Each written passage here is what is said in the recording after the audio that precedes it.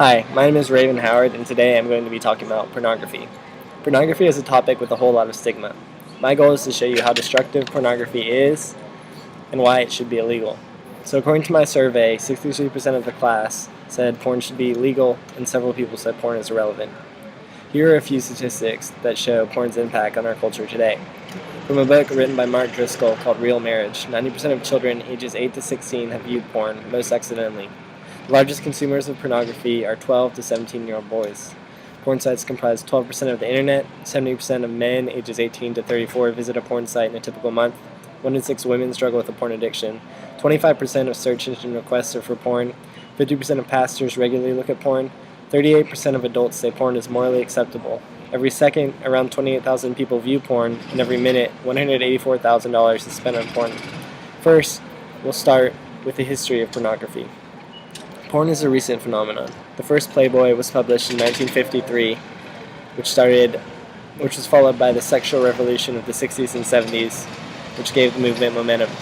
This led to Hustler and Penthouse and other magazines. Now, pornography is mainstream. Between $10 and $14 billion a year is spent on porn.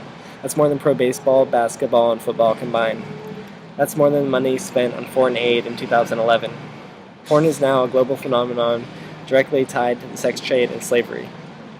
$90 billion a year is spent globally on porn. There is no such thing as free porn. Advertisers pay per clicks. Every time you click, you're funding pornography and everything the culture stands for. Next, we'll talk about what porn hurts. Pornography alters the chemistry of the brain and changes you as a person. According to biopsychologist William Struthers, the more you get exposed to particular images, the more neural pathways our brain creates. Over time, these neural pathways become wider and wider the more they expose to the pathway, which is pornography in this case.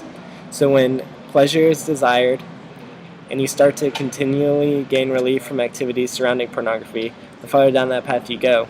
Over time is how you become addicted. Your body becomes habituated, conditioning to only going down that same path for pleasure. This is when addiction begins. Pornography addiction affects the same part of the brain and has similar response to that of heroin or cocaine. It's the same biochemical high. So breaking this addiction is just as hard as one with cocaine or heroin. Porn conditions your body and rehardwires your brain to become addicted to images that you ultimately prefer over people.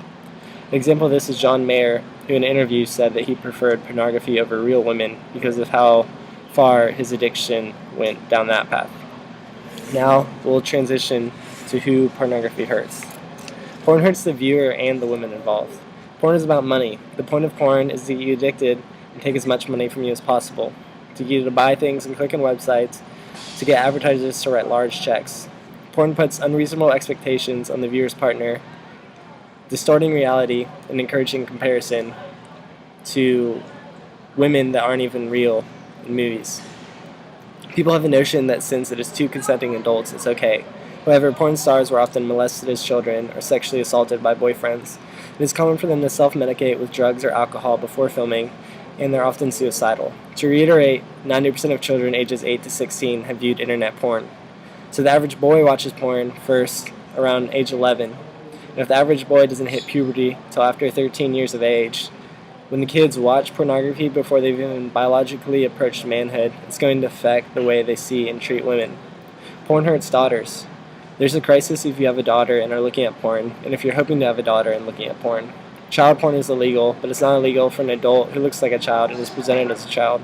If you become addicted to this and your daughter reaches this age, it's going to affect your emotional connection, make you uncomfortable, and affect the way you show affection to your daughter. So to recap, pornography is recent, destructive, and addictive.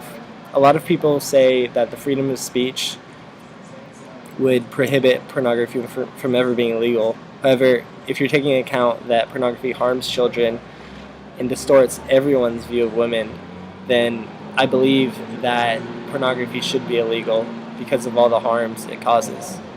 So the question is, do we want the freedom to support an industry that is so closely connected to sex trafficking, slavery, distorting men's view of women, and encouraging addiction? Or do we want protection from what our children can stumble upon in order to foster a generation of men that respect women sexually, emotionally, and personally? Thank you.